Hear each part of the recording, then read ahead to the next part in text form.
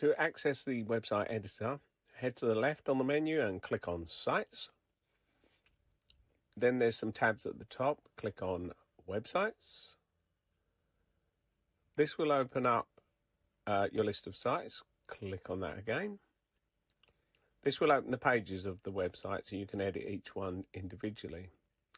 So choose the page you want and click the Edit button.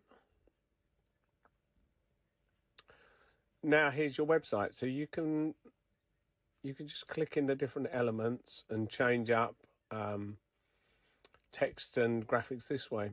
Every time you click on an element, there'll be a little menu on the right which lets you change various attributes.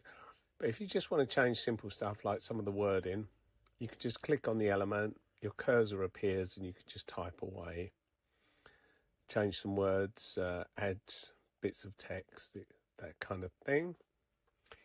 And once you're done with that, you just basically save it and publish it.